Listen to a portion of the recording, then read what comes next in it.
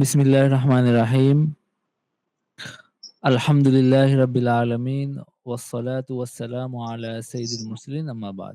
আজকে আমরা সূরা কাহাফের ৩য় এবং ৪র্থ রুকু পড়ব। এটার ব্যাপ্তি হলো ১৮ নাম্বার আয়াত থেকে ৩১ নাম্বার আয়াত পর্যন্ত। এই ২ রুকুর মূল আলোচ্য বিষয়গুলো হলো, আমরা আসহাবে কাহাফের আলোচনায় ছিলাম। আসহাবে কাহাফের যে ঘটনাবলী আল্লাহ তাআলা বর্ণনা করছেন। এখানে আল্লাহ তাআলা এখানে বলেছেন যে তারা ঘুমন্ত অবস্থায় ছিল এবং শতবর্ষ পরে, প্রায় ৩০০ বছর পরে আল্লাহ তাদেরকে জাগ্রত করেন এবং তাদের পরিচয় উন্মোচিত করা হয় মানুষের সামনে, যেন মানুষ বুঝতে পারে যে মানুষকে মৃত থেকে পুনরায় জীবিত করা এটা আল্লাহর পক্ষে কঠিন কিছু না। মানুষের জন্য এটা বোঝা সহজ হয়। এই কারণে আল্লাহই তাদেরকে মানুষের সামনে আনেন এবং তাদের মানুষ এটা বুঝতে পারে যে তারা দীর্ঘকাল পরে তারা ঘুমন্ত অবস্থা থেকে তারা আহ, মানে জাগ্রত হয়েছে। আর আরেকটা বিষয় হলো যে যখনই আমরা ভবিষ্যতের কোনো কথা বলি তখনই আমাদের উচিত ইনশাআল্লাহ বলা। মানে আমি করব, এই কথাটার সাথে আমাদের এই সংকল্প বা সিদ্ধান্তের সাথে অবশ্যই আল্লাহর ইচ্ছাটাকে যোগ করা উচিত। যেহেতু আমরা বিশ্বাসী মুসলমান এবং আমাদের কথা এবং কাজে এটার ছাপ থাকা উচিত। আমি করব এটা তো আমি নিশ্চিতভাবে আমার জানার কোনো সুযোগ নাই। তো এইজন্য এটার একটা বিশেষ গুরুত্ব এখানে আসছে। আরেকটা বিষয় হলো যে আল্লাহর বাণী পরিবর্তন করার অধিকার আল্লাহ কাউকে দেন নাই। এটা হলো আরেকটা বিষয়। আরেকটা বিষয় হলো আল্লাহ তাআলার বাণী মানুষের কাছে এসেছে এবং মানুষ এটাকে মানবে না না মানবে এটা তাদের নিজেদের ব্যাপার। তো সুতরাং কাউকে মানানোর জন্য আল্লাহর বাণীর মধ্যে কোনো পরিবর্তন করা, আল্লাহর বাণীর মধ্যে কোনো সুর নরম করা, এটা কোনো দায়ের কাজ না, কোনো নবীর কাজ না, কোনো মুমিনেরও কাজ না। এই বিষয়টাই আপনারা আয়াতে দেখবেন যে বিস্তারিতভাবে আলোচনা করা হয়েছে। আউযু বিল্লাহি মিনাশ শাইতানির রাজিম। বিসমিল্লাহির রহমানির রহিম। ওয়া তাহসাবুহুম আইকাদাও ওয়া হুম রুকুদ ওয়া নুকাল্লিবুহুম যাতাল ইয়ামিনি ওয়া যাতাশ শিমাল ওয়া কালবুহুম বাসিতুন যিরাআইহি বিল ওয়াসিদ লাউ ইত্তালা'তা আলাইহিম লাওয়াল্লাইতা মিনহুম ফিরারাও ওয়া লামুলি'তা মিনহুম রু'বা। আল্লাহ তাআলা বলেন যে আমরা ঘটনা মানে পড়ে আসছিলাম এবং আমরা এই পর্যায়ে ছিলাম যে আল্লাহ তাআলা বলেছেন যে তুমি দেখতে যে সূর্য তাদের গুহা অতিক্রম করে এক পাশ থেকে মানে সরে যায়, আবার আরেক পাশে গিয়ে ওইখান দিয়েও সরে যায়। মানে হলো এই সকালে যখন সূর্য উঠে তখনও রোদ তাদের পর্যন্ত যায় না, আবার যখন অস্ত যায় তখনও রোদ তাদের পর্যন্ত যায় না। এরকম আল্লাহ গুহার একটা চিত্র বা একটা দৃশ্য সেটা বর্ণনা করছেন। তো এই জায়গায় আহ, সেই সূত্রে আল্লাহ তাআলা বলছেন ওয়াতাহসাবুহুম আইকাদাও ওয়া হুম রুকুদ। যদি আপনি তাকে দেখতেন, মানে তাদেরকে দেখতেন, এটা হলো বর্ণনার ভঙ্গি আরকি। যে তুমি যদি তাদেরকে দেখতে তাহলে তাদেরকে ভাবতে যে তারা জাগ্রত অথচ তারা ঘুমন্ত। মানে যখন যদি কেউ হঠাৎ করে তাদেরকে দেখতো ভাবতো যে তারা জেগে আছে কিন্তু আসলে তারা ঘুমিয়ে আছে। ওয়া নুকাল্লিবুহুম যাতাল ইয়ামিনি ওয়া যাতাশ শিমাল। এবং আমি তাদের পার্শ্ব পরিবর্তন করাতাম। মানে তারা মাঝে মাঝে ডান দিকে ঘুরতো, মাঝে মাঝে বাম দিকে ঘুরতো। যেভাবে মানুষ ঘুমের মধ্যে ডানে বামে কিছু নড়াচড়া করে এরকমই তারা নড়াচড়া করতো। এরকম না যে তারা মরার মতো একেবারে শুয়েছিল, মানে এবং তাদের শরীর মাটি খেয়ে খেয়ে ফেলেছিল এরকম না। বরং তারা স্বাভাবিক মানুষের মতো, ঘুমন্ত মানুষের মতো নড়াচড়া করত। ওয়াকালবুহুম বাসিতু যিরাআইহি বিল ওয়াসিদ। এবং তাদের যে কুকুর ছিল সেই কুকুর বাসিতুন যিরাআইহি বিল ওয়াসিদ, সেই কুকুর একদম ওই যে থাবা বিস্তার করে সেই কুকুরটা মানে পা দুটি প্রসারিত করে সে মানে বসেছিল এই এই যে আসহাবে কাহাফের যে গুহা, এই গুহার সামনে যেন সে তাদেরকে পাহারা দিচ্ছে এরকম ভাবে সে বসেছিল। লাউ ইত্তালা'তা আলাইহিম লাওয়াল্লাইতা মিনহুম ফিরারান ওয়া লামুলি'তা মিনহুম রু'বা। যদি সেখানে উকি দিয়ে দেখতেন, উকি দিয়ে যদি আপনি তাদেরকে দেখতেন, মানে অবস্থাটা দৃশ্যটা এমন ছিল যে লাওয়াল্লাইতা মিনহুম ফিরারান, আপনি পালিয়ে আসতেন। যদি আপনি সেই তাদের অবস্থাটা দেখতেন, তাহলে আপনি পালিয়ে আসতেন ভয়ে। মানে আপনি সেখান থেকে পালিয়ে আসতেন ভয়ে। ওয়ালা মুলিতা মিনহুম রু'বা, এবং আপনার আপনি তাদের ভয়ে আতঙ্কগ্রস্ত হয়ে পড়তেন।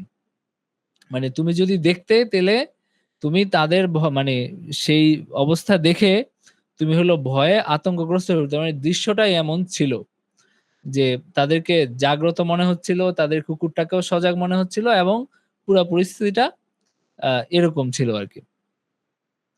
ওয়াকাযালিকা বা'আসনাহুম লিয়াতাসাআলু বাইনাহুম। এরপরে কি হলো? মানে যখন হলো তাদেরকে আমি জাগ্রত করলাম। বা'আসনাহুম। ওয়াকাযালিকা বা'আসনাহুম লিয়াতাসাআলু বাইনাহুম। যখন আমি তাদেরকে জাগ্রত করলাম, মানে তাদেরকে যে তারা যে ঘুমিয়েছিল, আমি যখন তাদেরকে আবার জাগ্রত করলাম। মানে সাধারণত জাগ্রত করার শব্দ ব্যবহার হয় আইকাদনাহুম। মানে আইকাদা ইউকিদু ইকাদান, এটা হলো জাগ্রত করা। আর এখানে বলা হচ্ছে বাসনাহুম। বাসনা সাধারণত কোরআনে বিভিন্ন জায়গায় পুনরুত্থানের ক্ষেত্রে আসছে, যে যখন আমি মানুষকে আবার জীবিত করলাম, পুনর্জীবিত করলাম, এই ক্ষেত্রে ব্যবহার হয়েছে। এবং এইখানে আপনার তাদের ক্ষেত্রে বাসনাহুম শব্দটা আসছে, এটার অর্থ হলো যে তাদের যে অবস্থাটা ছিল এটা অনেকটা মৃত্যুর মতোই ছিল। অনেকটা এটার সাদৃশ্য আছে। যদিও আল্লাহ তাদেরকে অবিকৃত রেখেছেন এবং তারা আসলে ঘুমন্ত মানুষের মতো ছিল। কিন্তু এইরকম অবস্থা ছিল যে আল্লাহ তাদেরকে আবার পুনরায় তাদেরকে মানে জাগ্রত করলেন। এই বাসনা শব্দটা এখানে জাগ্রত অর্থে আসছে। কিন্তু ওই যে একটা ইশারা এখানে আছে, এটা আমরা ধরতে পারি আরকি। লিয়াতাসাআলু বাইনাহুম, যেন তারা নিজেদের মধ্যে প্রশ্ন উত্তর করে। মানে যেন তারা নিজেদের মধ্যে একটু কথাবার্তা বলে যে তারা কতদিন এখানে ছিল এই বিষয়ে। আমি আগে গতকালকে আমি বলেছিলাম যে আসলে আল্লাহর উদ্দেশ্য কি? উদ্দেশ্য হলো যে আপনার, এটা তো আল্লাহ এখানে বললেন যে মানুষ যেন বুঝতে পারে, এটা একটা বিষয় ছিল। তাদেরকে হেফাজত করার একটা বিষয় ছিল। তাদের আল্লাহর যে পরিকল্পনা বা আল্লাহর যে ক্ষমতা সেটা প্রদর্শন করাও একটা উদ্দেশ্য ছিল। আরো অনেক রকম উদ্দেশ্য ছিল। কিন্তু এইটা হলো কথার ঢং, যে এখানে বলা হচ্ছে যে তাদেরকে আমি জাগ্রত করলাম যেন তারা নিজেদের মধ্যে প্রশ্নোত্তর করে, যেন তারা জিজ্ঞাসাবাদ করে, মানে পরস্পর জিজ্ঞাসা করে। মানে আমি তাদেরকে জাগ্রত করলাম, এরপরে তারা নিজেদের মধ্যে এরকম একটা আলাপচারিতা করল। সে আলাপচারিতার ফলাফল কি? সে আলাপচারিতার ফলাফলই তো হলো যে তারা এটা জানবে, তারা আবার বাইরে যাবে। এরপরে অন্য মানুষজন তাদের ব্যাপারে জানতে পারবে। সবকিছু এটার সাথে সম্পৃক্ত। তো যেন তারা নিজেদের মধ্যে মানে প্রশ্নোত্তর করে। কি প্রশ্নোত্তর ছিল সেটা? قال قائل منهم كم لبثتم قالوا لبثنا يوما أو بعض يوم قالوا ربكم أعلم بما لبثتم فابعثوا أحدكم بورقكم هذه إلى المدينة। তখন তারা যখন উঠলেন তখন قال قائل منهم كم لبثتم, তখন একজন বললেন যে তোমরা কতদিন ঘুমিয়েছিলে?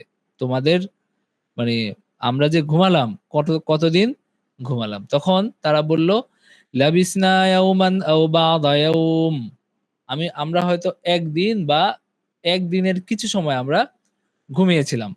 মানে একজন যখন বলল যে আমরা এই গুহায় আমরা কতক্ষণ অবস্থান করলাম বা কতক্ষণ ঘুমালাম, কেউ বলল যে হয়তো আমরা একদিন ঘুমিয়েছি অথবা দিনের কিছু সময়। মুফাসসিররা এখানে বলেন যে তারা গুহায় প্রবেশ করেছিলেন সকালে এবং তাদেরকে আল্লাহ জাগ্রত করছেন দিনের শেষে। তো যখন তারা জাগ্রত হইছে তখন আ তারা ধারণা করছে যে হয়তো সূর্য মাত্র অস্ত গেছে, তারা হয়তো একদিন ঘুমিয়েছিল। তো ফাকালু লাবিসনা ইয়াওমান, তারা বলল যে হয়তো আমরা একদিন ঘুমিয়েছি। কিন্তু তারপর যখন দেখলো যে এটা এখনো অস্ত যায় নাই, তারা আবার একটু খেয়াল করে দেখলো যে না, এখনো সূর্য অস্ত যায় নাই। তখন তারা বলল যে আও বাদা ইয়াউম, অথবা একদিনের কিছু সময় আমরা এখানে ঘুমিয়েছিলাম।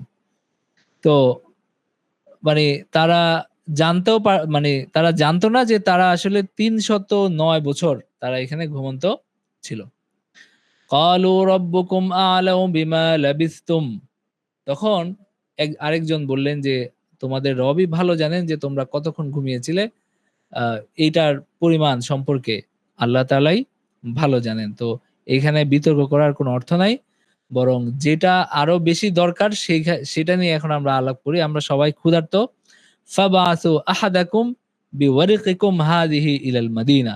সুতরাং ফাবআসু আহাদাকুম, একজনকে প্রেরণ করো বিওয়ারিকিকুম হাযিহি, এই যে আমাদের কাছে কিছু মুদ্রা আছে, কিছু টাকা আছে, এগুলো দিয়ে একজনকে তোমরা শহরে পাঠাও। কারণ আমরা সবাই খুব ক্ষুধার্ত অবস্থায় আছি। আ এই এভাবে তারা একজনকে তারা শহরে প্রেরণ করলো এই তাদের যে রৌপ্য মুদ্রা, এই রৌপ্য মুদ্রাগুলো দিয়ে।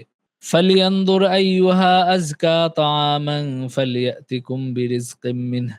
এবং সে যেন দেখে, মানে তারা বলতেছে যে একজনকে পাঠাও এবং ফালিয়ানদুর, সে যেন দেখে আইয়ুহা আযকা তাআমান, আ যে কোন খাবারটা ভালো, বা কোন খাবারটা ভালো খাবার বা উত্তম খাবার বা হলো পবিত্র খাবার, হালাল খাবার। ফালিয়াতিকুম বিরিজকিম মিন, এবং সে যেন কিছু এরকম কিছু খাবার সে যেন নিয়ে আসে। আ মানে হলো যে একটা উত্তম পবিত্র ভালো খাবার সে যেন কিনে আমাদের জন্য নিয়ে আসে। ওয়ালিয়াতালাত্তাফ ওয়ালা ইউশআরান্না বিকুম আহাদা, এবং ওয়ালিয়াতালাত্তাফ, এবং সে যেন নম্রতা সহকারে বা একটু নিজেকে গোপন রেখে সে যেন যায়। ওয়ালা ইউশআরান্না বিকুম আহাদা, এবং সে যেন তার মানে তোমাদের ব্যাপারে কাউকে কিছু না জানায়। মানে যেন সে একটু লুকিয়ে নিজের পরিচয় গোপন করে নম্রতা সহকারে যেন সে যায়, এবং যেন সে আবার মানুষকে সবাইকে জানিয়ে না দেয় যে আমরা এখানে আছি। কারণ এটা এটার পরিণতি ভালো না। সবাই যদি জানতে পারে তাহলে আমাদের খুব খারাপ অবস্থা হবে। এটা তারা বলতেছেন পরের ইয়াতে। ইন্নাহুম ইয়াযহারু আলাইকুম ইয়ারজুমুকুম আও ইউঈদুকুম ফি মিল্লাতিহিম ওয়া লান তুফলিহু ইযান আবাদা। ইন্নাহুম ইয়াযহারু আলাইকুম, যদি তোমাদের খবর তারা যদি জানতে পারে তাহলে ইয়ারজুমুকুম, তারা হয়তো তোমাদেরকে পাথর মেরে হত্যা করবে। মানে যদি আ তারা তাকে ধরে ফেলে তাহলে তারা তাকে পাথর মেরে হত্যা করবে, অথবা আও ইউঈদুকুম ফি মিল্লাতিহিম, অথবা তাকে তাদের দিনে ফেরত নিবে। তাকে তাদের দিনে ফিরিয়ে নিবে। ওয়ালান তুফলিহু ইদান আবাদা, এবং তোমরা কখনোই মানে এবং সেই ক্ষেত্রে যদি এরকম কোনো কিছু ঘটে তাহলে তো তোমাদের কোনো সফলতা নাই। হ্যাঁ? তো তখন তাহলে মানে এই পরিণতিটা তো কোনো ভালো পরিণতি না। তো সুতরাং তোমরা হলো আ কি যেন বলে, খুব সতর্কতার সাথে তোমরা যাও। কারণ এইভাবে আ মানে হলো এই যে তখনকার তাদের যে ধারণা ছিল যে আগেরকার যে জালিম বাদশা সে এখনো টিকে আছে। তো সুতরাং সে যদি কোনোভাবে জেনে যায় তারা যেভাবে পালিয়ে আসছে, সে যেন কোনোভাবে জেনে যায় তাহলে তারা হয় তাদেরকে হত্যা করবে, অথবা তাদের দিনে তাদেরকে ফেরত নিবে জোর জবরদস্তি করে। তো কোনটাই তো ভালো না। তো সুতরাং এইজন্য তারা এই সাবধানতা অবলম্বন করতে বলল। وكذلك أعثرنا عليهم ليعلموا أن وعد الله حق وأن الساعة لا ريب فيها। এরপরে যখন তারা আ মানে সে যখন গেল, তখন আমি চাইলাম, মানে আল্লাহ তাআলা চাইলেন যে তাদের খবরটা মানুষের কাছে প্রকাশ হয়ে যাক। কারণ এখানে আল্লাহ তাআলা ওনার যে ২ টা উদ্দেশ্য সেটা আ এখানে বর্ণনা করছেন যে, লিয়ালামু আন্না ওয়াদাল্লাহি হাক্কুন ওয়া আন্নাস সাআতা লা রাইবা ফিহা। এখানে ২ টা উদ্দেশ্য আমার ছিল। যেন তারা জানতে পারে আ যে আমার ওয়াদা সত্য। মানে অ্যা এই কি যেন বলে, এই যে এই আসহাবে কাহাফের ঘটনা যেন মানুষ জেনে যায়। তারা যে এতদিন ধরে এভাবে আছে, এবং এতদিন পরে আল্লাহ তাদেরকে জাগ্রত করছেন। আল্লাহ যে এই তার কুদরতের নিদর্শন এখানে প্রকাশ করছেন, সেটা যেন মানুষ জানতে পারে, এবং মানুষ যেন বুঝতে পারে যে আল্লাহর ওয়াদা, আল্লাহ যে মানুষকে জীবিত করবেন, মানুষকে তার কাজের প্রতিদান দিবেন, তার শাস্তি দিবেন, এটা যে সত্য, এবং কিয়ামত যে ঘটবে, কিয়ামত ঘটার ব্যাপারে যে কোনো রকম সন্দেহ নাই, এটা যেন মানুষ বুঝতে পারে। কারণ হলো এই গুহাবাসী তাদেরকে ৩০০ বছর পরে যদি আল্লাহ পুনরায় মানে জীবিত করতে পারেন বা পুনরায় জাগ্রত করতে পারেন, তাহলে অবশ্যই আল্লাহ মানুষকেও জাগ্রত করতে মানে পুনরুজ্জীবিত করতে পারেন বা পুনর্জীবন দান করতে পারেন তার মৃত্যুর মানে শত শত বছর বা হাজার হাজার বছর পরে। তো সুতরাং এই ব্যাপারে যেন কারো সন্দেহ না না থাকে আর কি। ওয়াকাযালিকা আরসালনা আলাইহিম, এমনি ভাবে আমি তাদের খবর প্রকাশ করে দিলাম। লিয়ালামু আন্না ওয়াদাল্লাহি হাক্কুন ওয়া আন্নাস সাআতা লা রাইবা ফিহা إذ يتنازعون بينهم أمرهم فقالوا ابنوا عليهم بنيانا ربهم أعلم بهم قال الذين غلبوا على أمرهم لنتخذن عليهم مسجدا। তো যখন তারা এটা জানলো, আহ, মানে কোরআনে তো আপনার হলো এই একটা জিনিস মনে রাখবেন যে কোরআন তো কোনো ঘটনার বই না। কোরআন কোনো ইতিহাস বর্ণনার করারও কোনো উদ্দেশ্য কোরআনে নাই। তো এখানে আবার সামনে আরেকটা আয়াতে আমি এই কথাটা বলবো যে আল্লাহ চাইলে অনেক কিছু একদম বিস্তারিত বর্ণনা করতে পারতেন বা অনেক কিছু বলে দিতে পারতেন, কিন্তু আল্লাহ বলেন নাই। কারণ এখানে উদ্দেশ্য কোনটা? উদ্দেশ্য শুধু এই যে এই মাওয়াইজাটা, এই উপদেশটা মানুষকে দেওয়া। এখানে কোন রকম ওই যে ঘটনা বিস্তারিত বর্ণনা করা, সাল তারিখ সহ এরকম কোনো, অথবা কোনো কিছুর সংখ্যা সহ এগুলোর কোনো উদ্দেশ্য এখানে নাই এবং এগুলোর কোনো ফায়দাও এই জায়গায় নাই। তো এখানে আল্লাহ তাআলা এই মানে আল্লাহ বললেন যে আমি তাদেরকে এটা প্রকাশ করে দিতে চাইলাম, এবং যখন প্রকাশ হয়ে পড়লো তখন কি ঘটলো এটা আবার বর্ণনা করা হচ্ছে। إذ يتنازعون بينهم أمرهم فقالوا ابنوا عليهم بنيانا। তখন যখন তারা এটা জেনে গেল, তারা সবাই ভিড় করে আসলো এবং তারা দেখলো যে এরকম কিছু মানুষ এতদিন ধরে এখানে ঘুমন্ত অবস্থায় ছিল, এবং সবকিছু যখন তারা জানলো, এবং আল্লাহ তাদেরকে মৃত্যু দিলেন, তাদেরকে আল্লাহ স্বাভাবিক মৃত্যু দিলেন, এবং এই সবকিছু মানুষ এই সম্পর্কে তারা মানুষ জানতে পারলো। তো এরপরে তারা বলল যে ফাকালু ইবনু আলাইহিম বুনিয়ানা, মানে এই যে আসহাবে কাহফ তাদের মৃত্যু হলো, মানে তারা সবাই জানলো, তারা আসলো, তারা ভিড় করলো, এবং এই অবস্থায় তারাও বুঝতে পারলো যে আমরা এতদিন প্রায় ৩০০ বছর পরে আমরা আবার জাগ্রত হয়েছি, তারাও এটা বুঝতে পারলো। এরপরে আল্লাহ তাদেরকে সহজ স্বাভাবিক মৃত্যু দিলেন। তখন সবাই এসে, মানুষজন এসে তারা মানে বলাবলি করতে লাগলো যে তারা পরস্পর মতবিরোধ করলো কিছু বিষয় নিয়ে। বিষয়গুলো কি? যে আপনার হলো এই আসহাবে কাহাফকে তারা কিভাবে একটা মানে এখানে একটা স্মৃতিচিহ্ন নির্মাণ করবে বা এখানে একটা আপনার তোরণ বানাবে, এরকম নানান বিষয় নিয়ে তারা পরস্পর মতবিরোধ করলো। ফাকালু ইবনু আলাইহিম বুনিয়ানা, কিছু মানুষ বলল যে এটার উপরে আপনারা একটা একটা মসজিদ মানে একটা তোরণ বা একটা প্রাসাদ নির্মাণ করা হোক, একটা সৌধ নির্মাণ করা হোক, যেন এটা আহ, মানে তাদের একটা প্রতীক হয়ে থাকে। রব্বুহুম আলামু বিহিম, আল্লাহই ভালো জানেন তাদের বিষয়ে, মানে তাদের পালনকর্তা তাদের বিষয়ে ভালো জানেন, এটা তারা বলল। ক্বালাল্লাযীনা গালাবু আলা আমরিহিম, এরপরে যাদের কথার উপরে সিদ্ধান্ত হলো সেটা হলো লানাত্তাখিযান্না আলাইহিম মাসজিদা, যে আমরা আহ, তাদের এখানে একটা মসজিদ বানাবো। মানে আরেক দল এসে বলল যে, এবং তারাই বেশিরভাগ ছিল যে আমরা এখানে এই বাবে কাহাফ, এই গুহার সামনে আমরা একটা মসজিদ বানাবো এবং এখানে আমরা আল্লাহর ইবাদত করব। তো তাদের কথাটাই, মানে তাদের রায়টাই শেষ পর্যন্ত গ্রহণ করা হইলো আর কি। সেটা আল্লাহ এখানে বললেন। তো এই আয়াতগুলো থেকে আমরা যে শিক্ষা নির্দেশনা পাই, একটা হলো যে আল্লাহ এখানে তার ওয়ালিদের প্রতি, আল্লাহর যে প্রিয় বান্দা, সেই বান্দাদের প্রতি আল্লাহ যে সম্মান, সেটা আল্লাহ এখানে প্রকাশ করছেন। মানে আল্লাহর যারা প্রিয় বান্দা, যারা আল্লাহর উপর যারা সত্যিকার অর্থে যারা ভরসা করে এবং যারা আল্লাহর সাহায্য প্রার্থনা করে, আল্লাহ তাদেরকে সম্মান করেন এবং সাহায্য করেন, এবং এই বিষয়টা আমরা এখান থেকে বুঝতে পারি। এবং আরেকটা বিষয় হলো যে আহ হেদায়াত এটা আল্লাহর হাতে। হেদায়াত আল্লাহর হাতে। আল্লাহ যাকে চান তাকে হেদায়াত দান করেন। আর যাকে চান তাকে আল্লাহ মানে কি যেন বলে পথভ্রষ্ট করেন। তো সুতরাং এইখানে আপনার হলো আ এই আল্লাহর কাছে সবসময় হেদায়েত চাইতে হবে, সবসময় আল্লাহর কাছে হেদায়েত প্রার্থনা করতে হবে এবং পথভ্রষ্টতা থেকে আল্লাহর কাছে পানাহ চাইতে হবে, যেন আল্লাহ আমাদেরকে পথভ্রষ্ট না করেন। যেমন কোরআনে বারবার এই মানে আল্লাহর কাছে হেদায়েত চাইতে আল্লাহ বিভিন্ন দোয়ার মাধ্যমে আমাদেরকে বলছেন যে আমরা যেন আল্লাহর কাছে হেদায়েত চাই। রাব্বানা লা তুযিগ কুলুবানা বা'দা ইয হাদাইতানা ওয়া হাব লানা মিন লাদুনকা রাহমা ইন্নাকা আনতাল ওয়াহ্হাব। যে আমাদেরকে আপনি যেন হেদায়েত দান করার পরে আবার যেন আমাদেরকে পথভ্রষ্ট না করে ফেলেন এবং আপনি মহাদাতা।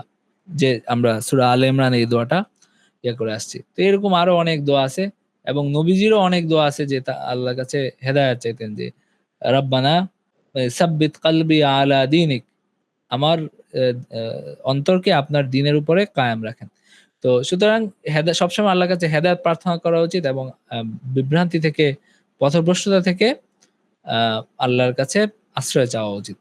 আরেকটা বিষয় হলো যে আল্লাহর ইলম, হিকমত এবং কুদরতের একটা প্রকাশ আমরা এখানে দেখি যে আসলে আল্লাহর ক্ষমতা আসলে কত বেশি এবং তিনি যেটা চান সেটাই তিনি করতে পারেন এবং তিনি এখানে সেটার কিছু প্রকাশ, কিছু সামান্য কিছুর প্রকাশ এখানে ঘটছে এবং মানুষের জন্য এটা একটা শিক্ষণীয় বিষয় হিসাবে সামনে আসছে।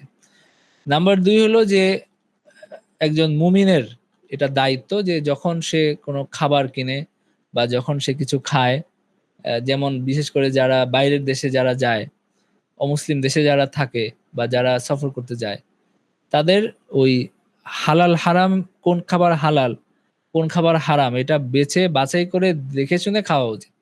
যেমন এইখানে তারা আ এই যে আল্লাহর যে অলিরা, যে অলিদের কথা আল্লাহ এখানে বর্ণনা করছেন, তারা যখন একজনকে খাবার কিনতে প্রেরণ করছে, তখন তারা এই ব্যাপারে তাদেরকে বলছে যে, তোমরা দেখো যে কোনটা পবিত্র খাবার, কোনটা হালাল খাবার সেরকম একটা খাবার নিয়ে আসো।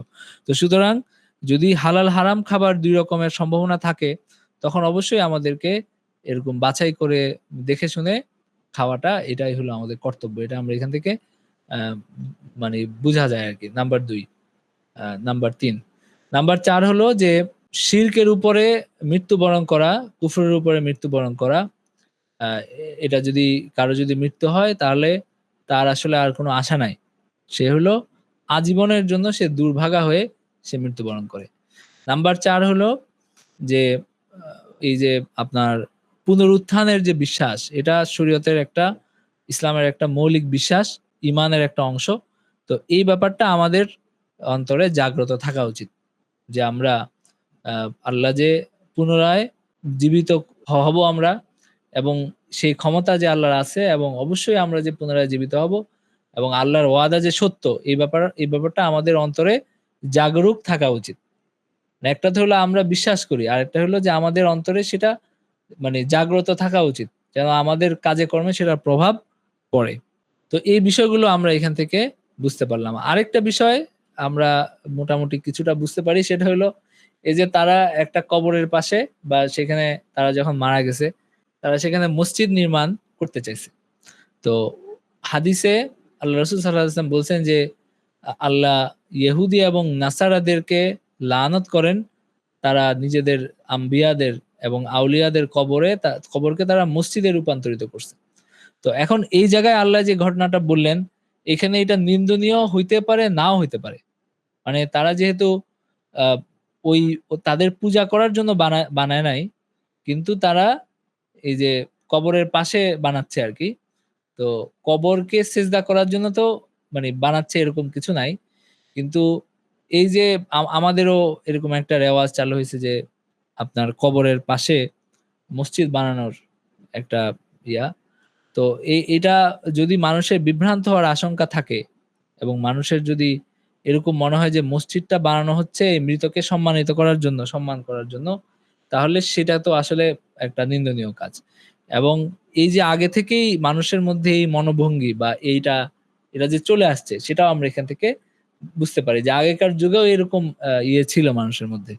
কিন্তু আমাদের আমরা যেটা মানে সরল সত্য সেটা আমাদের গ্রহণ করা উচিত যে আপনার হলো আ কোনোভাবেই কোনো কবরকে তো সিজদার জায়গা তো বানানো বা কবরে সিজদা করার তো কোনো সুযোগ নাই।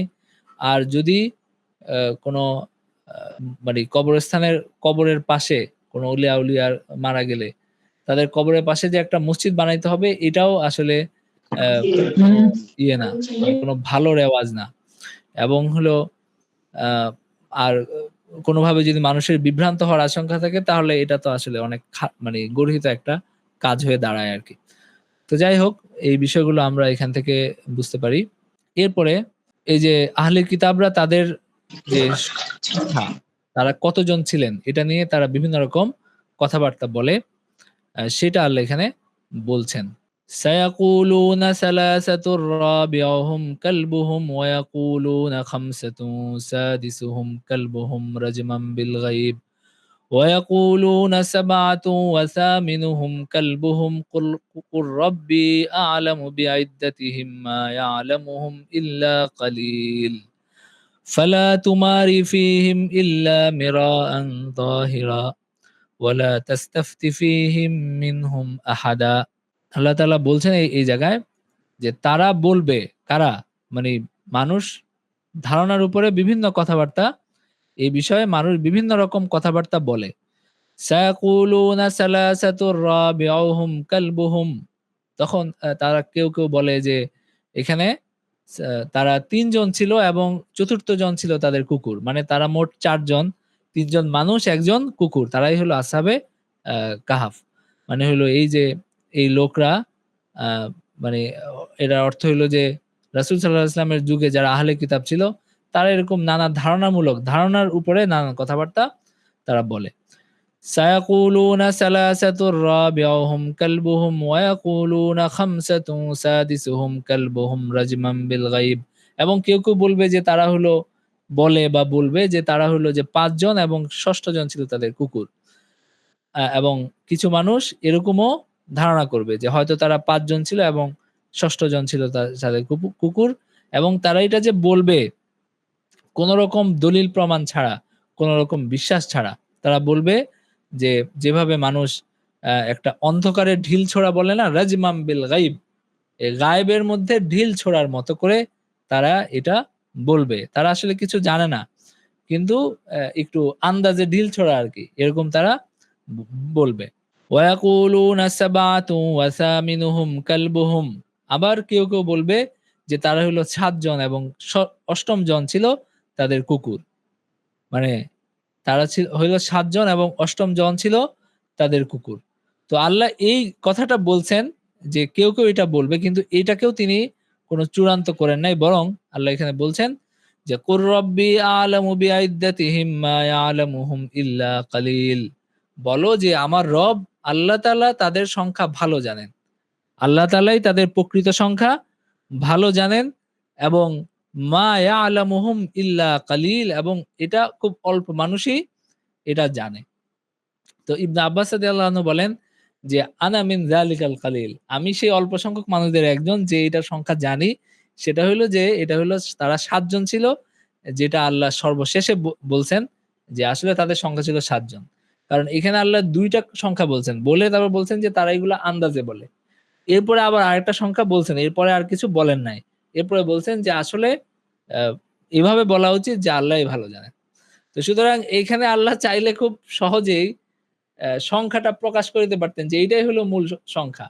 কিন্তু আল্লাহ সেটা বলেন নাই। কারণ তোমাদের এটা জানার আসলে প্রয়োজন নাই তো। মানে এটা যে জানতেই হবে তাদের সংখ্যা কত। এটা কি আসলে খুব বেশি জরুরি কাজ?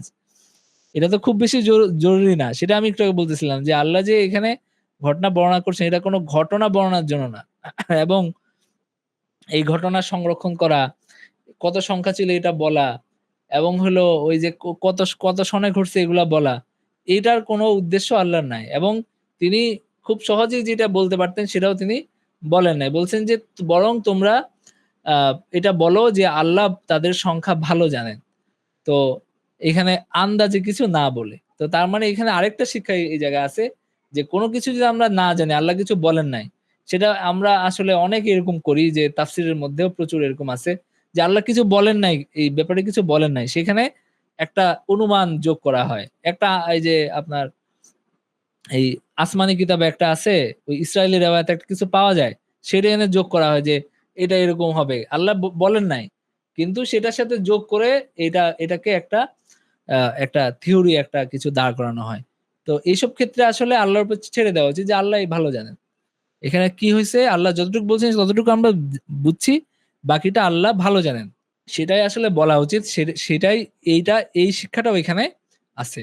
তো ইবনে আব্বাস রাদিয়াল্লাহু আনহু বলেন যে এই জায়গা থেকে বোঝা যায়, আল্লাহ যদিও বলেন নাই কিন্তু বোঝা যায় যে আসলে তাদের সংখ্যা ছিল 7 জন। এবং অন্য মুফাসসিরে কেরাম, মুফাসসিরিন তারাও এখানে বলেন যে আল্লাহ তাআলা প্রথম এবং দ্বিতীয়টার পরে আল্লাহ বলছেন রাজমাম বিল গাইব।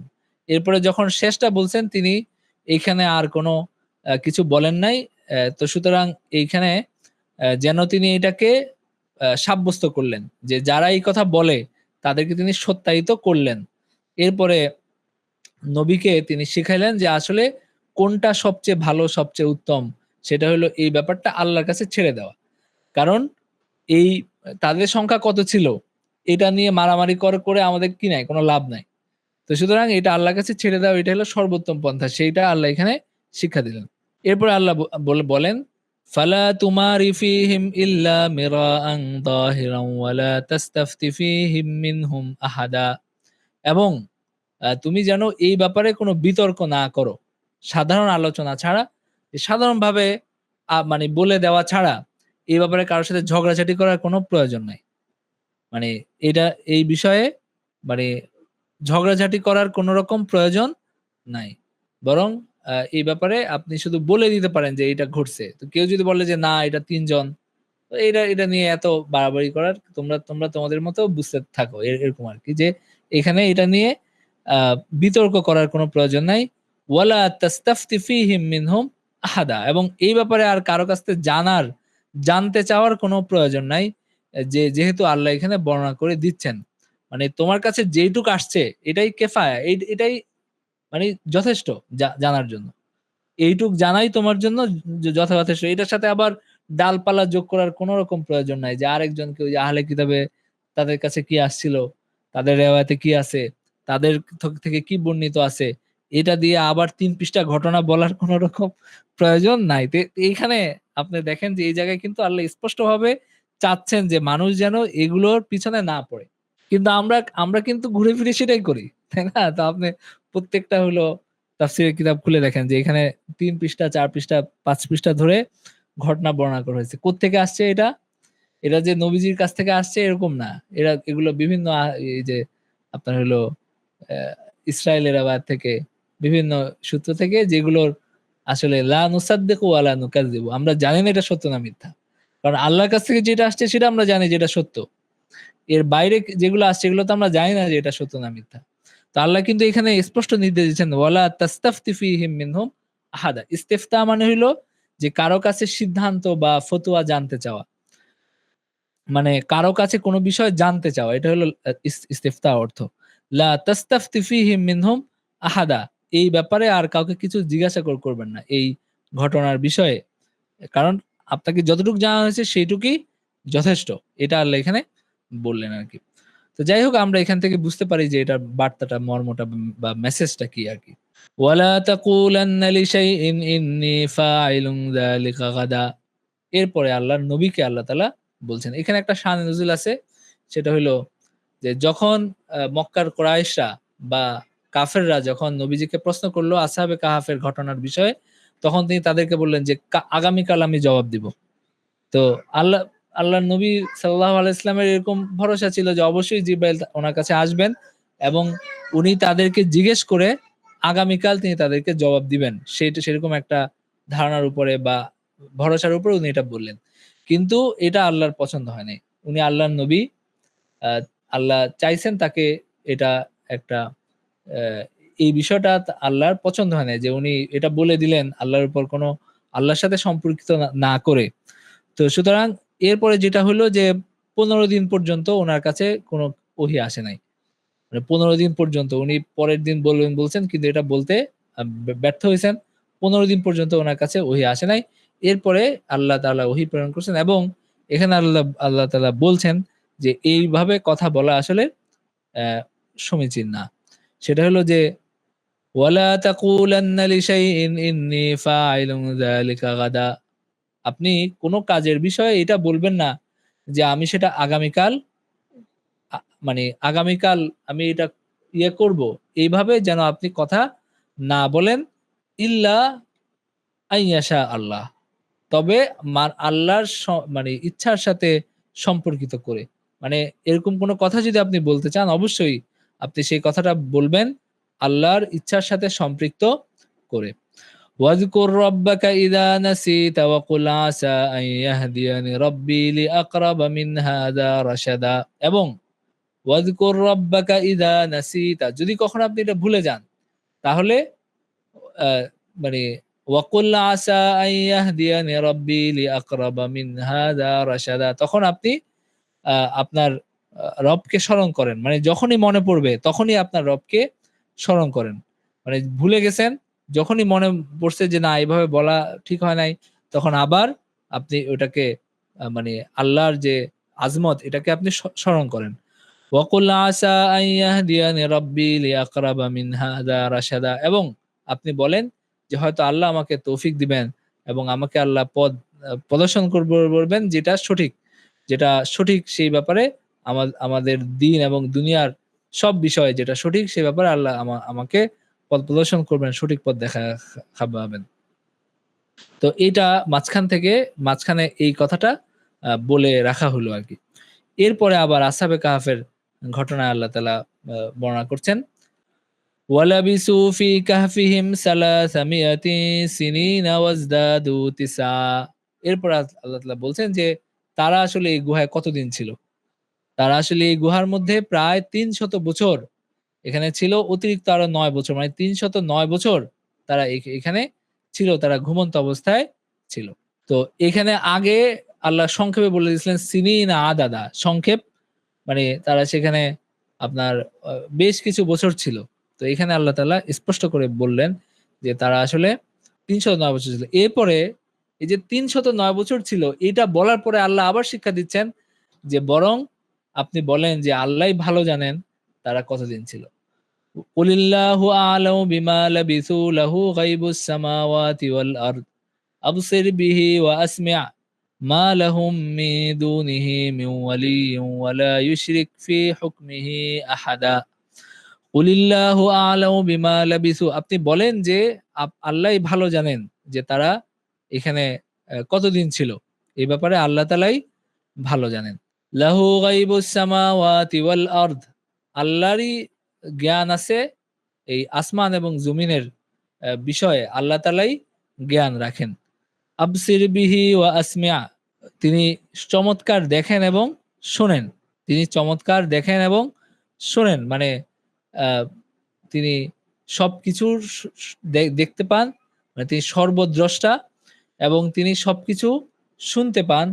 আ এবং মানে তিনি খুব ভালোই সবকিছু শোনেন। মানে হলো সবকিছু ব্যাপারে পুঙ্খানুপুঙ্খানু আল্লাহই ভালো করে জানেন, প্রকাশ্য এবং গোপন সবকিছু। মা লাহুম মিন দুনিহি মিন ওয়ালিয়্যিন ওয়া লা ইউশরিকু ফি হুকমিহি আহাদা, এবং তিনি ব্যতীত তাদের জন্য কোনো সাহায্যকারী নাই। তিনি ব্যতীত তাদের জন্য কোনো সাহায্যকারী নাই। আ এবং ওয়ালা ইউশরিকু ফি হুকমিহি আহাদা, এবং তিনি কাউকে নিজ কর্তৃত্বে শরীক করেন না। তিনি কাউকে নিজের কর্তৃত্বে তিনি শরীক মানে কোন শরীক করেন না এবং তার কোনো শরীক নাই। কুলিল্লাহু আ'লামু বিমা লাবিসু লাহু গায়বুস সামাওয়াতি ওয়াল আরদ আবসির বিহি ওয়া আসমি' মা লাহুম মিন দুনিহি মিন ওয়ালিয়্যিন ওয়া লা ইউশরিকু ফি হুকমিহি আহাদা।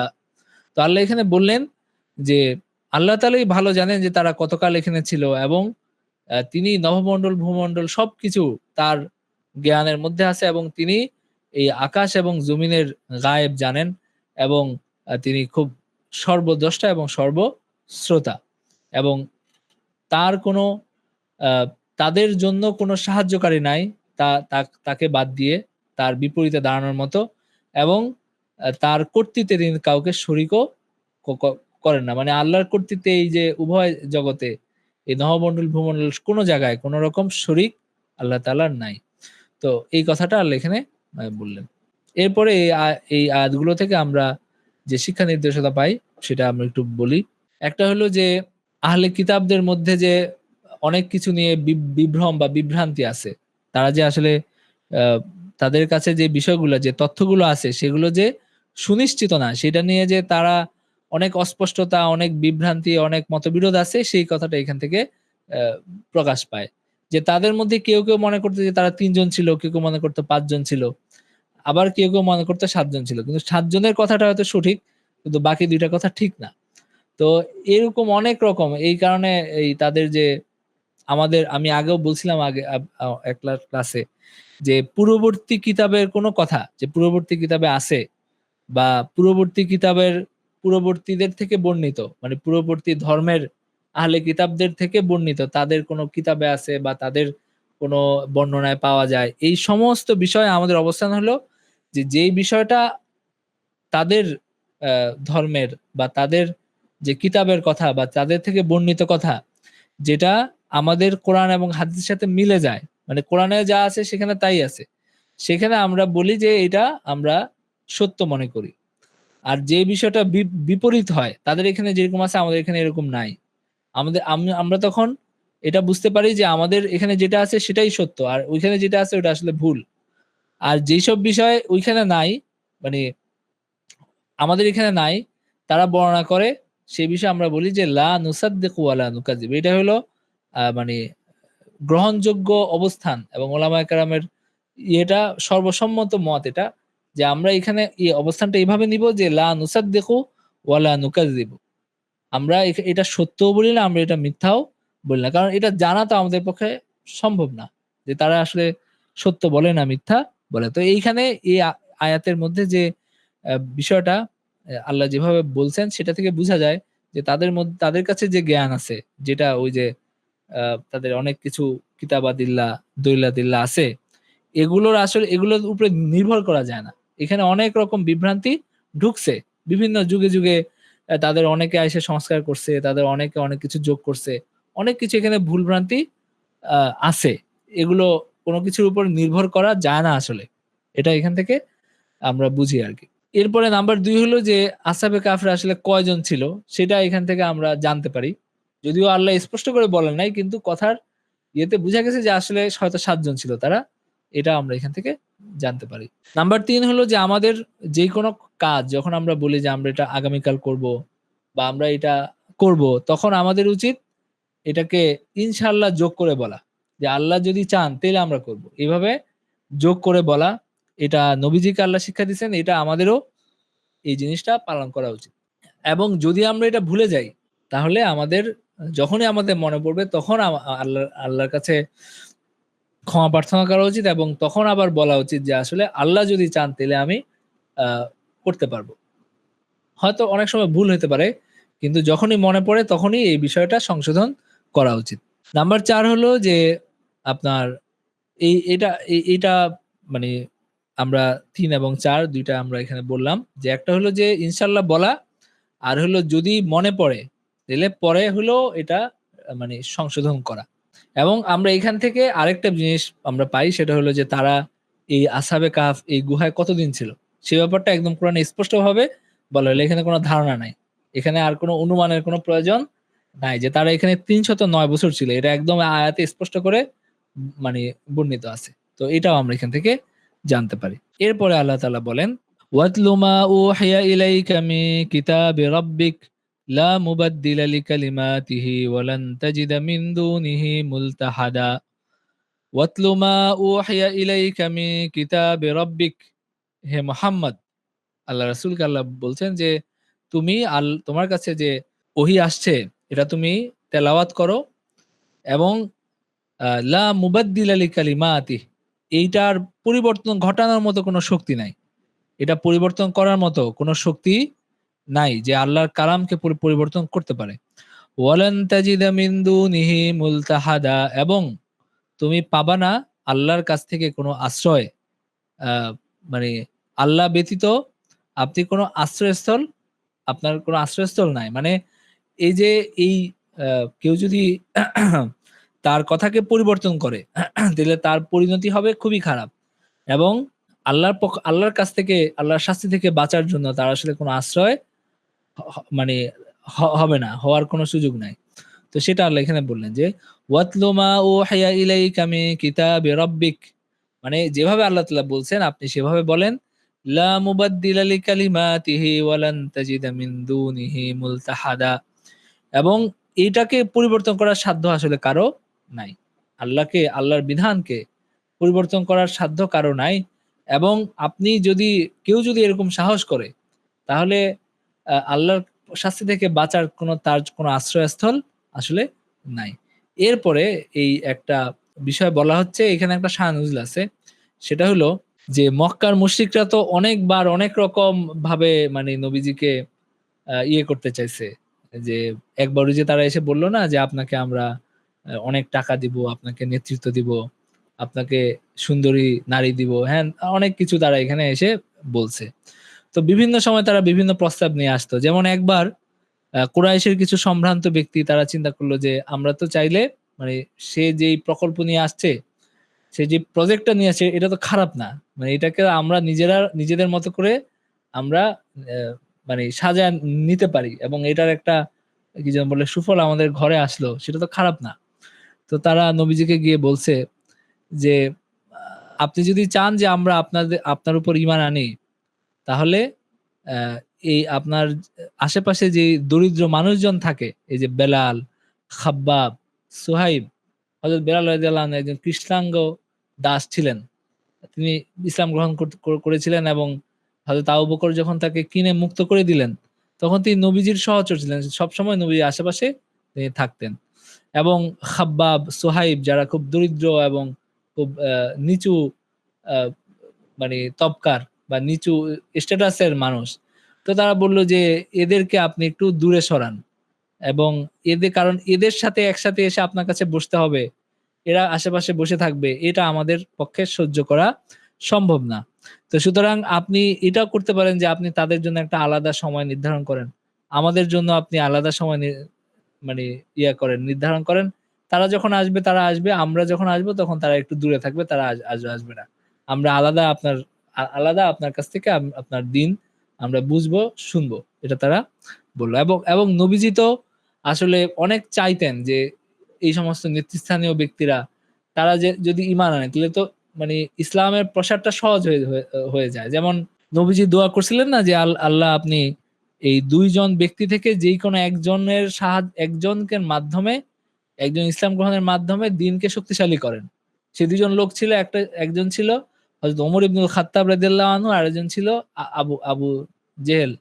আবু জেহেলের আপনার হেদায়েতের জন্য নবীজি দোয়া করছেন যে আমাদের এই যে অবস্থা, মানে নবীজি তো মক্কায় প্রায় 13 বছর ছিলেন এবং সেখানে আহ, আপনারা এটা একটু চিন্তা করলে আপনারা বুঝতে পারবেন যে মানুষ আসলে কত সহ্য করতে পারে। দিনের পর দিন তিনি মানুষকে ডাকছেন, তিনি মানুষকে এবং তার সঙ্গী সাথীরা নির্যাতিত হয়েছে এবং মানে তবুও মক্কার গুটি কয়েক মানুষ মানে ইমান আনছে, কারণ বেশিরভাগ মানুষ তো আসলে নেতাদের তাবে হয়।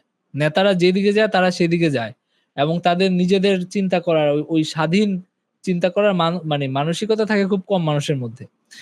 তো এই সমস্ত এই সমস্ত যে নেতৃস্থানীয় ব্যক্তি যারা অনেক মানে প্রভাব প্রতিপত্তিওয়ালা, তারা যদি ঈমান আনে তাহলে তো তাদের পিছনে পিছনে আরো বিপুল সংখ্যক মানুষের হেদায়েতের সুযোগ হয় বা হেদায়েতের একটা সম্ভাবনা থাকে। তো নবীজি সাল্লাল্লাহু আলাইহি সাল্লাম তাদের এই প্রস্তাব শুনলেন এবং এই প্রস্তাবের বিষয়ে তিনি চিন্তা ভাবনাও করছিলেন। কারণ তারা ওই যে একটা কথা বলছে না যে তারা যখন আসলো, কিন্তু আমাদের জন্য আপনি একটু আলাদা করে একটা ব্যবস্থা করেন। তো সেটা তো একটা চিন্তা করার মতো, মানে একেবারে মানে আহ, আল্লাহ এটাও নাকচ করতে পারে, কিন্তু নবীজি তো তাদের প্রস্তাবটা শুনে কিছু চিন্তা ভাবনা করছিলেন আর কি।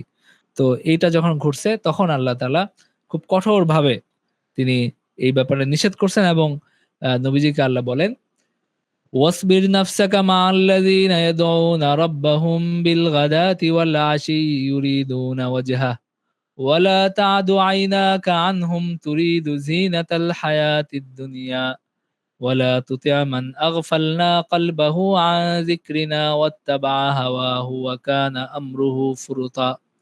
واصبر نفسك مع الذين يدعون ربهم بالغداة والعشي।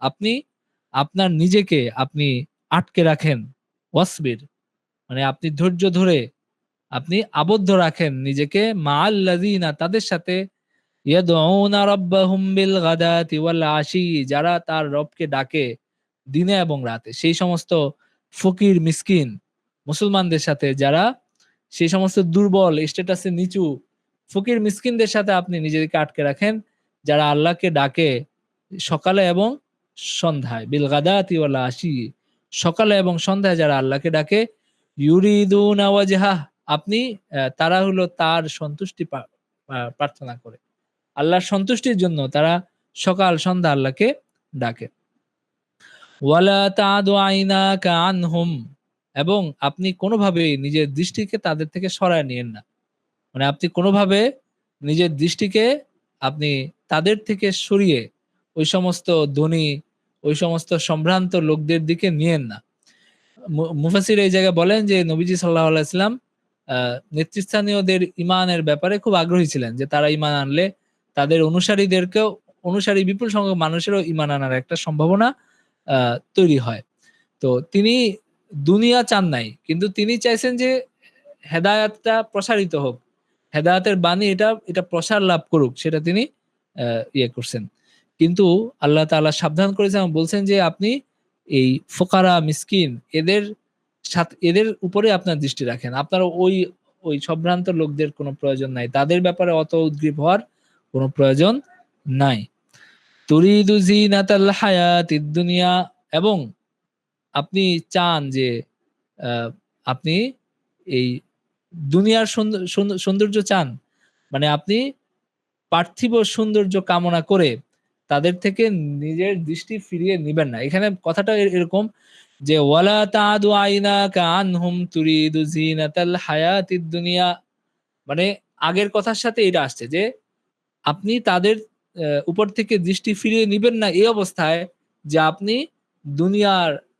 দুনিয়ার সৌন্দর্য চান এরকম একটা মনোভাব থেকে কোনোভাবেই আপনি তাদের উপর থেকে দৃষ্টি সরিয়ে নিবেন না, এই ফকিরদের উপর থেকে আপনি মনোযোগ সরিয়ে নিবেন না ওই মানে সম্ভ্রান্ত লোকদের জন্য। ওয়ালা তুতিআ মান আগফালনা কলবাহু আন যিকরিনা এবং আপনি আনুগত্য যেন না করেন, আপনি যেন তাদের কথার তাবে না হন, আপনি যেন তাদের কথা মানে তারা একরকম প্রস্তাব দিছে, তারা একটা প্রপোজাল নিয়ে আসছে, তারা একটা ইয়ে নিয়ে আসছে, এটা যেন তাদের কোনোভাবে আপনি যেন তাদের তাবে না হন, তাদের আনুগত্য না করেন। মান ওই সমস্ত ব্যক্তিদের মান আগফালনা কলবাহু আন যিকরিনা যাদের অন্তরকে আমি গাফেল করে দিছি আমার জিকির থেকে, যাদের অন্তরকে আমি আমার জিকির থেকে গাফেল করে দিছি এবং তারা আমার দিন থেকে দূরে সরে গেছে এবং আল্লাহর ইবাদত থেকে তারা দূরে সরে গেছে। তো এখানে অনেক মুফাসসির বলছেন যে এটা বিনতুল ওয়াইনা ইবনুল হাসান তার ব্যাপারে ইয়েটা এই আয়াতটা বর্ণিত হয়েছে এবং তার কিছু সঙ্গী সাথী ছিল যারা আমি একটু আগেও শাহনজুলটা বললাম যে তারা নবীজিকে এসে বললেন যে আপনার কি কষ্ট হয় না এদের আশেপাশে থাকতে, মানে এদের এই গায়ের যে মানে দুর্গন্ধ, তারা তো কাজকর্ম করা মানুষ, তারা হাটে ঘাটে কাজকর্ম করে এবং তারা এই যে এই অবস্থায় আপনার কাছে আসে, তো আপনার কি কষ্ট হয় না তাদের আশেপাশে থাকতে? তারা এসে এই কথা বলে এবং তারা বললো যে আমরা মুদার এটা গোত্রের বা এই মানে আরবের এই বিপুল অংশের আমরা হলো নেতা এবং আমরা এটা সম্ভ্রান্ত, যদি আমরা ইসলাম গ্রহণ করি তাহলে অনেক বিপুল সংখ্যক মানুষ আপনার অনুসারী হবে, আপনার ইসলাম গ্রহণ করবে এবং আমাদেরকে শুধু বাধা দিয়ে রাখছে ইসলাম গ্রহণ থেকে যে এই সমস্ত লোক যারা আপনার আশেপাশে থাকে এবং আপনি আমাদের জন্য আলাদা একটা মজলিসের মানে ব্যবস্থা করেন। তো নবীজি এটা নিয়ে ভাবছিলেন আর কি যে এটা তো আসলে করা যায় তাই না, যে তাদের অনুযায়ী যে দিনের কিছু সময় তারা আসলো অন্যরা না আসলো, হ্যাঁ, তো তখন এই ইয়েটা নাজিল হয়েছে এবং যখন এই আয়াত নাজিল হয়েছে তখন নবীজি এটা বর্ণিত আছে যে নবীজি ওই দরিদ্র এবং ফকির মিসকিন যারা সারাদিন মানে কাজকর্ম করে তারা গলদঘর্ম হয়ে থাকতেন, তো এই সমস্ত লোক যারা সাহাবী যারা ছিলেন নবীজি সাল্লাল্লাহু আলাইহি ওয়াসাল্লাম তাদেরকে খুঁজে বের করলেন এবং তিনি তাদের কাছে গিয়ে বসলেন এবং তিনি বললেন যে আলহামদুলিল্লাহিল্লাযী জাআলা উম্মতি মান আমারানি রাব্বি আন আসবিরা নাফসি মাআহুম। মানে আল্লাহর শুকরিয়া আদায় করলেন যে আহ, আল্লাহ আমার উম্মতের মধ্যে এমন কিছু মানুষ দিছেন বা এমন কিছু মানুষ আমার উম্মতের অন্তর্ভুক্ত হয়েছে আ- যা আমার রব যাদের মানে আমাকে নির্দেশ দিয়েছেন যা তাদের সাথে থাকতে। মানে আল্লাহর নবী, তিনি আল্লাহর নবী, দুনিয়ায় আল্লাহর শ্রেষ্ঠ মানুষ। মানে দুনিয়াতে তিনি সর্বশেষ নবী, সর্বশ্রেষ্ঠ মানুষ। তাকে আল্লাহ নির্দেশ দিয়েছেন যে আপনি তাদের সাথে থাকেন, মানে আপনি তাদের সাথে ধৈর্য ধরে তাদের সাথে থাকেন, এটা আল্লাহ বলছেন। তো চিন্তা করেন যে আসলে এটা কত বেশি মর্যাদা তাদের মানে আল্লাহ তাআলা দিছেন।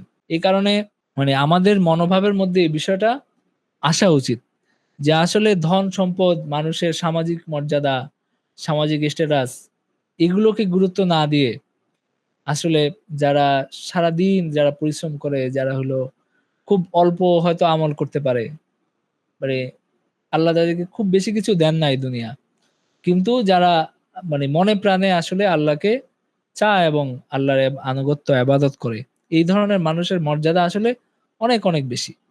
আল্লাহ তাদেরকে কিছুই দেন নাই, কিন্তু তাদের মর্যাদা অনেক অনেক বেশি, এবং এই বিষয়টা আমাদেরও আসলে মনে রাখা উচিত।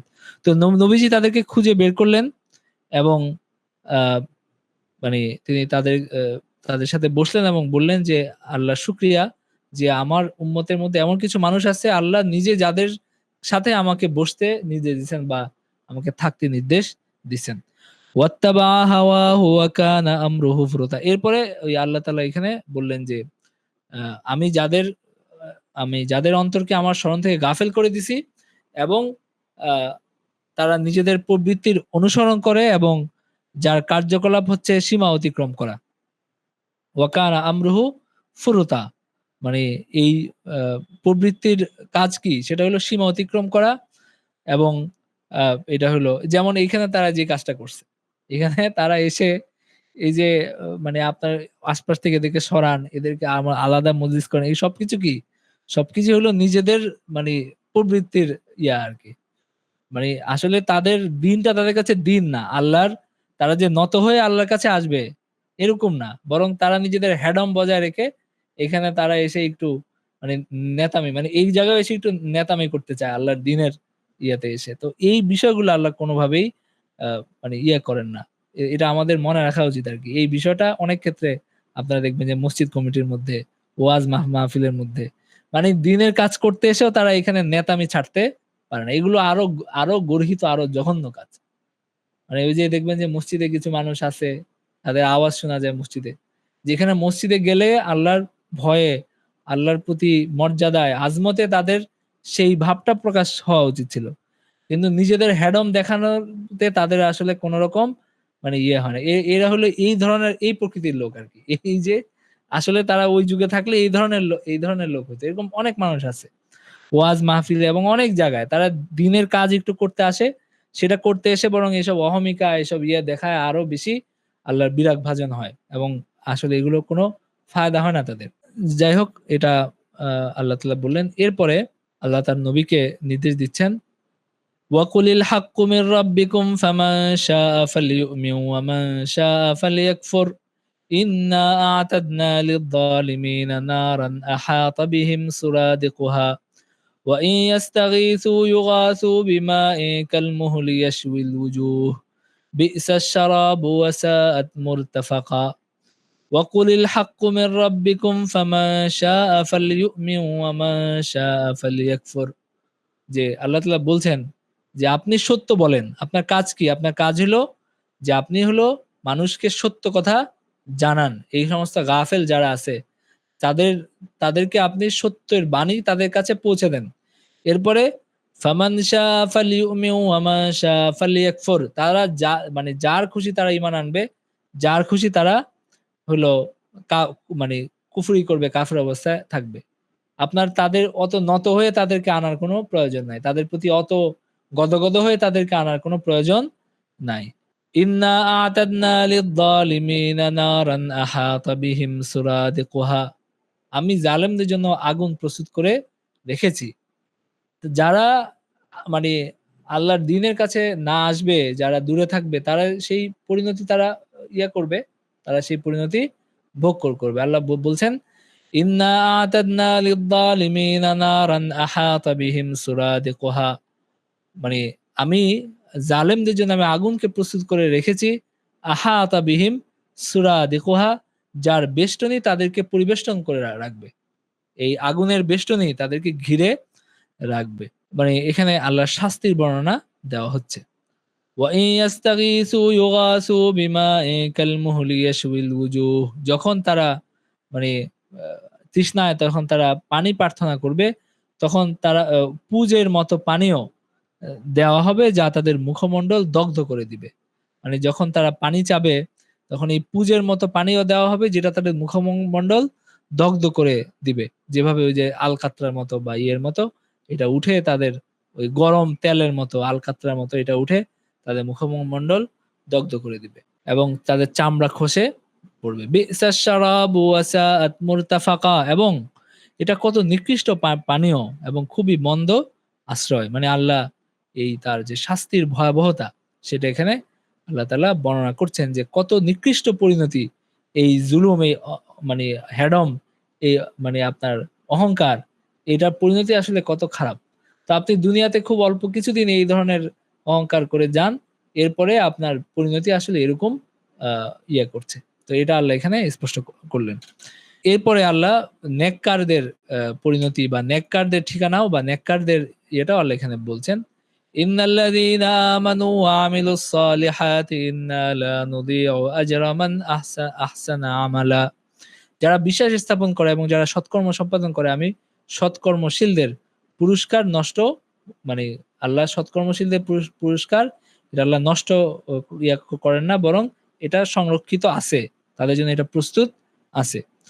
তো এখানে যখন এই দুর্ভাগাদের পরিণতি বলা হলো, সাথে সাথে আল্লাহ সৌভাগ্যবানদের পরিণতিও আল্লাহ এখানে বর্ণনা করে দিচ্ছেন, যেন তারহিবের সাথে তারগিবও থাকে। মানে ভয় দেখানো হলো বা ভয়ের বিষয়টা বলা হলো, এরপরে মানুষকে আগ্রহ দেওয়া হচ্ছে যে এটা থেকে বাঁচার, এবং এর চেয়ে মানে শুধু বাঁচাই না, বরং অনেক উত্তম জীবনও মানুষ লাভ করতে পারে সৎকর্মের মাধ্যমে ঈমান এবং আমলে সালেহের করলে। যারা ভালো কাজ করবে তারা কোনোভাবেই তাদের প্রতিদান থেকে বঞ্চিত হওয়ার কোনো সম্ভাবনা নাই, সেটা আল্লাহ এখানে বললেন। এবং সেই জান্নাতের আরো কিছু বর্ণনা আল্লাহ দিচ্ছেন, উলাইকা লাহুম জান্নাতি আদনি তাজরি মিন তাহতিহিমুল আনহারু ইউহাল্লাউনা ফিহা মিন আসাওরা মিন যাহাব ওয়া ইয়ালবাসুনা সিয়াবান খুদরাম মিন সুনদুসিন ওয়া ইস্তাবরাকিম মুত্তাকিইনা ফিহা আলাল আরাইক নি'মাস সাওয়াবু ওয়া হাসুনাত মুরতাফাকা।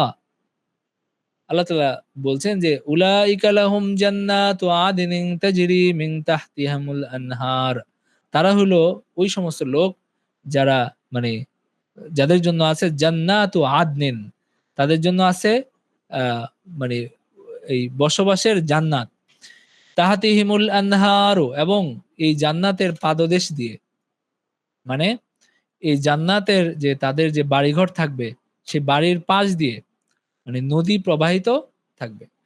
মিন তাহতিহিমুল আনহারু তাজরি মিন তাহতিহিমুল আনহার, এই তাদের আহ, মানে বাড়িঘরের পাশ দিয়ে, তাদের আবাসস্থলের পাশ দিয়ে নদী বয়ে যাবে আর কি।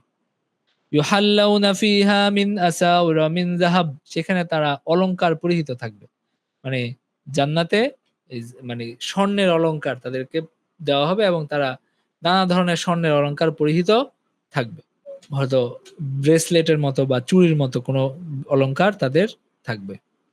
তো মুফাসসির এখানে বলেন যে আহ, প্রত্যেক জান্নাতীর হাতে আপনার 3টা করে এরকম ব্রেসলেট বা চুড়ির মতো থাকবে। একটা হবে স্বর্ণের, একটা হবে রূপার, আর একটা হবে আপনার লু'লু বা ইয়াকুত বা পাথর মণিমুক্তার, এরকম আর কি। কারণ আল্লাহ আরো কোরআনে আরেক জায়গায় আছে, ওয়া হুল্লু আসাউরা মিন ফিদ্দা, কোরআনে আরেক জায়গায় ফেদ্দার কথা আছে, আরেক জায়গায় আবার ওয়া লু'লুআ ওয়া লিবাসুহুম ফিহা হারির, আরেক জায়গায় আবার ইয়ের কথা আছে, ইয়াকুত বা মণিমুক্তার কথা আছে। তো সুতরাং এখানে আবার স্বর্ণের কথা আছে, তার মানে হলো 3 রকম অলংকারই তাদের ইয়াতে থাকবে, তাদের হাতে বা তাদের শরীরে থাকবে। ওয়ালবাসুনা সিয়াবান খুদরাম মিন সুনদুসিন ওয়া ইস্তাবরাক, এবং তারা পাতলা এবং মোটা রেশমের সবুজ কাপড় পরিহিত থাকবে। আহ, এখানে দুই রকম রেশমের কথা বলা হয়েছে, একটা হলো সুন্দুস আর একটা হলো ইস্তাবরাক। তো পাতলা এবং মোটা দুই রকম রেশমের কাপড় তারা পরিহিত থাকবে। মুত্তাকিনা ফিহা আলাল আরাইক, তারা ওই যে সিংহাসনে সমাসীন থাকবে। সিংহাসনে যে তাদের যে আসন দেওয়া হবে সেখানে তারা সমাসীন থাকবে। নিয়ামাস সাওয়াবু ওয়া হাসুনাত মুরতাফাকা, আর এটা কত চমৎকার প্রতিদান এবং কত উত্তম আশ্রয়। তো এটা আল্লাহ এখানে কথাটা বললেন। তো এখান থেকে আমরা যে শিক্ষা এবং নির্দেশনা পাই, একটা হলো যে যারা আল্লাহর কিতাব থেকে দূরে থাকে এবং যারা আল্লাহর কিতাব থেকে মুখ ফিরিয়ে নেয়, তারা তাদের ক্ষতির পরিমাণটা আসলে কত বেশি, যারা এটার উপর আমল করে না এবং যারা শরীয়তের বিধান থেকে দূরে থাকে, তাদের ক্ষতিটা আসলে অনেক বড়। নাম্বার 1। নাম্বার 2 হলো যে আমাদের সবসময় আবনা উল আখেরা বা আখেরাতের যারা সন্তান, যারা আখেরাত মুখী, যারা দুনিয়া বিমুখ এবং আখেরাত মুখী, যারা সবসময় আখেরাতের কথা ভাবে, আখেরাতের কাজ করে, তাদের সঙ্গ মানে আমাদের গ্রহণ করা উচিত। এবং আমাদের হলো তারা তারা যদি দরিদ্র হয়, মিসকিন হয়, তাদের সঙ্গে আমাদের গ্রহণ করা উচিত। এবং যারা তাদের সাথে আমাদের ধৈর্য ধরা উচিত। আর এই যে দুনিয়ার যে চাকচিক্যওয়ালা যে লোকজন, এদের সঙ্গ ত্যাগ ত্যাগ করা উচিত। এদেরকে মানে এদের খুব কাছে ঘেঁষার আগ্রহ থাকা আসলে উচিত না। যারা হলো বিশেষ করে যাদের আল্লাহ ভীরুতা তো নাই, যাদের আসলে আল্লাহর প্রতি অবিশ্বাস আছে, অহমিকা আছে, অহংকার আছে, এই ধরনের লোকজনের কাছে ঘেঁষা না ঘেঁষে এই যারা নেক এবং ভালো কিন্তু দরিদ্র, আপনার দুনিয়াতে সম্মান নাই, মানে সামাজিক মর্যাদা নাই, তাদের কাছে যাওয়া উচিত। নাম্বার 2। নাম্বার 3 হলো যে দায়িত্ব কি, মানে যারা আল্লাহর দ্বীনের প্রচারক হবে তাদের দায়িত্ব কি? তাদের দায়িত্ব হলো যে আল্লাহর দ্বীনটাকে বয়ান করে দেওয়া। এখানে কোন রকম পরিবর্ধন, কোন রকম সুর নরম করা, কোন জায়গায় একটু মানুষের মন জোগানো, এটার কোনো প্রয়োজন নাই। আল্লাহ এটা আপনাকে দায়িত্ব দেন নাই, এবং এইটার জন্য আপনার জবাবদিহি করতে হবে। তো সুতরাং দায়ের কাজ হলো অবিকৃত ভাবে আল্লাহর দ্বীনকে মানুষের কাছে পৌঁছে দেয়। এরপরে যারা ঈমান আনবে, যারা দূরে সরে যাবে, তো এটা তাদের বিষয়। যাদের ভাগ্যে যা আছে সেটা হবে। তো দায়ের কাজ হলো এটাকে, সত্যকে মানুষের সামনে তুলে ধরা। এটা হলো দায়ের কাজ। তবে অবশ্যই হেকমতের মাধ্যমে এবং সুন্দর ভাষায় এটা তুলে ধরতে হবে। আবার একদম কর্কশ ভাবে বা এমন ভাবে মানুষকে বলা যেটা হলো মানুষ আরো, মানে ওই যে নবীজি বলছেন যে বাশশিরু ওয়ালা তুনাফফিরু, মানুষকে দূরে সরাও না, মানুষকে সুসংবাদ দাও। তো সেগুলো তো আছেই, কিন্তু কোনো বিষয়ে বিকৃত করা বা কোনো কিছুতে আপনার হলো কি যেন বলে আপোস করা, মানে সমঝোতা করে তাদেরকে আনার কোনো প্রয়োজন নাই। বরং সত্যকে সত্যের মতো করে তুলে ধরতে হবে। এরপরে যারা আসার আসবে, যারা না আসার না আসবে। নাম্বার 4 হলো আল্লাহ তাআলার যে বর্ণনা রীতি, এখানে তারগীব এবং আপনার হলো যখন আল্লাহ শাস্তির কথা বলেন, সাথে নেয়ামতের কথাও বলেন। মানুষকে যখন ভয়ের কথা বলেন, তখন আবার আশার কথাও বলেন। দুই দলের প্রতিদানই আল্লাহ সাথে উল্লেখ করেন। এটা কোরআনে বিভিন্ন জায়গায় এইভাবে বর্ণনা আসছে। এবং আরেকটা বিষয় নাম্বার 5 হলো যে জাহান্নাম এটা মানুষের সর্বনিকৃষ্ট, মানে মানুষ একজন, ওই যে হাদিসে আছে যে একজন মানুষকে মানে জাহান্নামে ফেলা হবে এবং তাকে জিজ্ঞেস করা হবে যে তুমি মানে দুনিয়াতে তোমার এত ভোগ বিলাস, এত কিছু, সে বলবে যে এগুলো কিছুই না।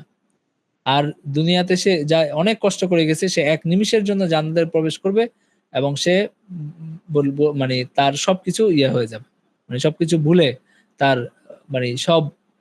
তো এটা হলো মানুষের মানে সফলতা, চূড়ান্ত সফলতা হলো মানুষ জান্নাতে প্রবেশ করবে, এবং এটা হলো মানুষের মানে সাফল্যের সর্বোচ্চ স্তর। আর মানুষের দুর্ভাগ্যের সর্বনিম্ন স্তর হলো সে মানে জাহান্নামে যাবে। তো জাহান্নাম হলো সর্বনিকৃষ্ট মানে জায়গা, আর জান্নাত হলো সর্বোত্তম জায়গা। তো এই বিষয়গুলো আমরা এই আয়াতগুলো থেকে আমরা করতে পারি আর কি। আচ্ছা ঠিক আছে, তো আমরা আজকের মতো এখানে ক্লাস শেষ করে দিচ্ছি। ওয়া আখিরু দাওয়ানা আলহামদুলিল্লাহি রাব্বিল আলামিন।